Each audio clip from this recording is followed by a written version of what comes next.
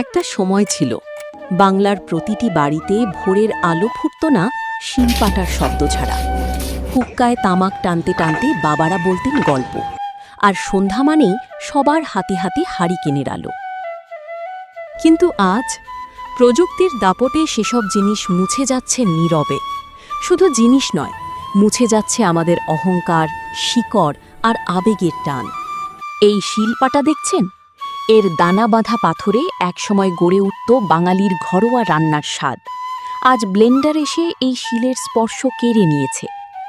আর ঢাকাই মসলিন, পৃথিবীর সবচেয়ে সূক্ষ্ম এই কাপড়, একসময় ইউরোপের রাজদরবারে কান পেতে শোনাত বাঙালির নাম।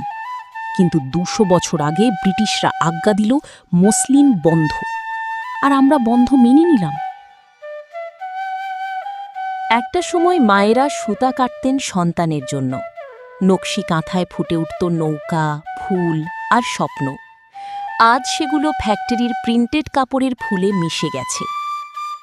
আমরা যখন এসব জিনিস হারাচ্ছি, আসলে হারাচ্ছি আমাদের নিজস্ব একটা চেনা পৃথিবী। কোনো ফোনের স্ক্রিনে ফিরে আসে না শিলপাটার স্পর্শ, কোনো ওয়েবসাইটে শোনা যায় না হারিকেনের আলোর গল্প। এই রকম আরও ভিডিও পেতে চ্যানেলটি সাবস্ক্রাইব করুন। একটা সময় ছিল বাংলার প্রতিটি বাড়িতে ভোরের আলো ফুটত না শিলপাটার শব্দ ছাড়া। হুক্কায় তামাক টানতে টানতে বাবারা বলতেন গল্প, আর সন্ধ্যা মানেই সবার হাতে হাতে হারিকেনের আলো। কিন্তু আজ প্রযুক্তির দাপটে সেসব জিনিস মুছে যাচ্ছে নীরবে। শুধু জিনিস নয়, মুছে যাচ্ছে আমাদের অহংকার, শিকড় আর আবেগের টান। এই শিলপাটা দেখছেন? এর দানা বাঁধা পাথরে একসময় গড়ে উঠত বাঙালির ঘরোয়া রান্নার স্বাদ। আজ ব্লেন্ডার এসে এই শিলের স্পর্শ কেড়ে নিয়েছে।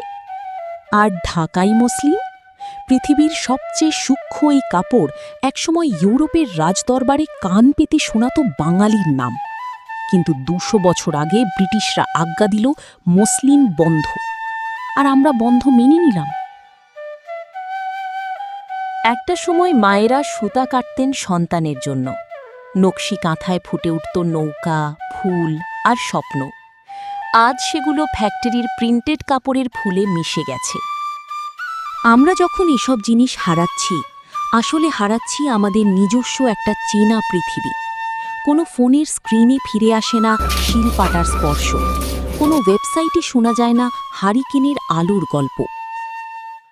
এই রকম আরও ভিডিও পেতে চ্যানেলটি সাবস্ক্রাইব করুন।